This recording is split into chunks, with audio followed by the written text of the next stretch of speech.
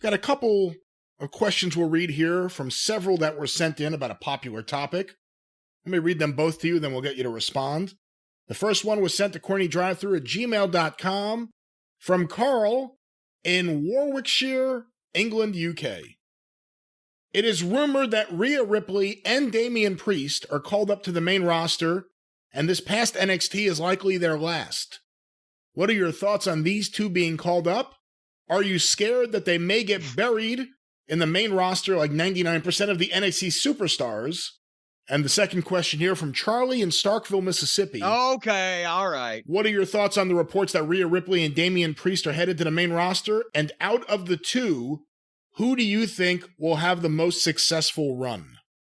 Okay, well, we referenced this on the last experience because we were talking about the programs that they were on where Damian Priest just got beat flatter than 4 o'clock in the middle of the fucking ring by the heel with no out whatsoever, and Rhea Ripley they've botched her. And we mentioned, by the way, thank you everybody who said Cornette just pulled out of his ass a better program between Rhea Ripley and Charlotte involving Ric Flair than what we've seen from them so far, and they get paid to do it. It doesn't make any sense that they beat those guys because, yes, you used to do a job on the way out, leaving the territory and get somebody else over. Or, yes, you used to do a job on TV when you're leaving the company and get somebody else over. They're just changing shows. They're not even changing channels. It's not the same thing anymore. It's like when Bill Watts had 2 television programs, Mid-South Wrestling and Power Pro Wrestling.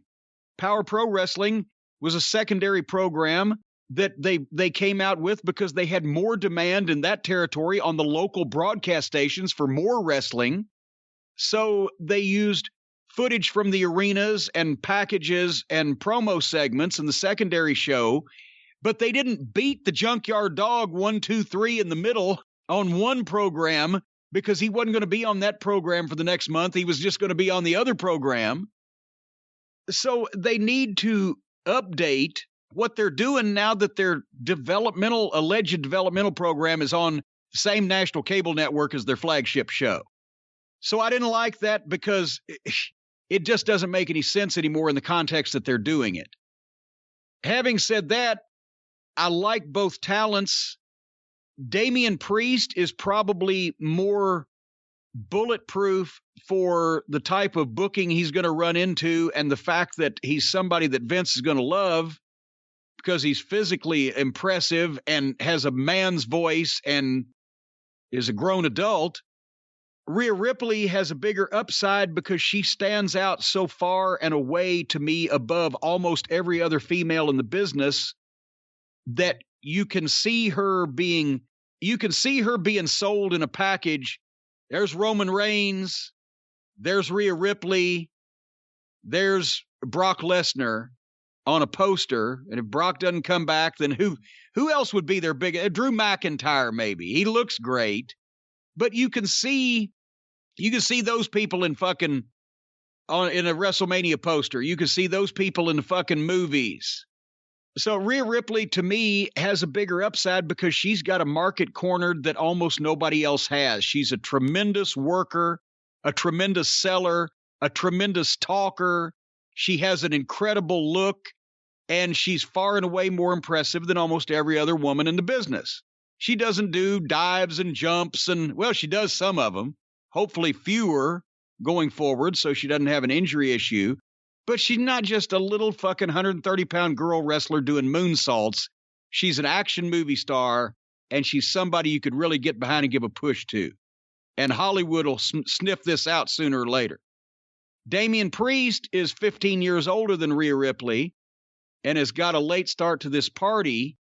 So Vince would know what to do with him in the old days, but I can't make that blanket statement anymore, and I don't know what the fuck's going to happen.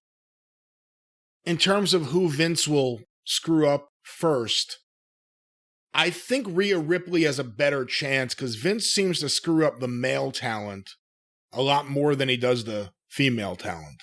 Well, true, because since he takes gives more interest and attention to the male talent, he's got more chance to fuck them up. I mean, Keith Lee. Just look at Keith Lee. Yeah. Look at what they've done to him. There you go. All right. Well, our next question. Boy, that's a fucking flowery forecast, isn't it? That's the dilemma with WWE. They are the recognized leader in the industry. They will pay you lots of money once you get out of developmental, and you'll be miserable there because they won't use you. It's not even about like, oh, I just wish I was pushed to the top. No, it's about being used in a reasonable manner. But they won't do that because their TV sucks and their promotion sucks. Well, and but they got the writers. The writers have to fucking earn their money, so they got to write a bunch. They're not the writers aren't the problem, because the problem is the person who supervises the script and endorses the script. Don't Vince. say the word script. That's still sends chills and shivers. The writers are doing a script to make Vince happy. They're not doing what they think the best wrestling show would be. They're doing what they think Vince wants. And Bruce Pritchard, who's a complete idiot, is the buffer between the two sides. Now, wait a minute. Now, nobody's perfect. Nobody. No. But that's the problem. It's these guys doing what they think Vince wants with Bruce Pritchard as the conduit between the two sides. It's a system set for failure. Creatively, and in terms of the way things are used, and in terms of driving off fans and record numbers. So that's I don't blame the writers like you do. I'm against the idea of having writers. But I bet you if the writers were left on their own, they would produce a better show than them writing for Vince. Well, yeah, that's always been the case. Because I know for a fact that Bruce could, in the 90s, could have produced a better show than if he had been left alone than they do now. I know I could have if I'd been left alone. So maybe that's always the thing is whoever's doing it could do better if Vince would leave him alone, but trying to do what Vince wants. But Vince will say, I want a murder mystery, and so did it. Well, how'd he do it? Where'd he do it? Who'd he do it to? Well, you figure that out.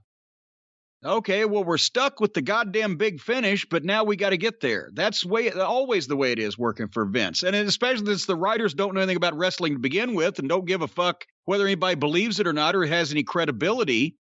They could probably do better. It would still suck, but it wouldn't suck as bad as what Vince wants them to do when they're trying to do what he tells them first, but doesn't give them any details.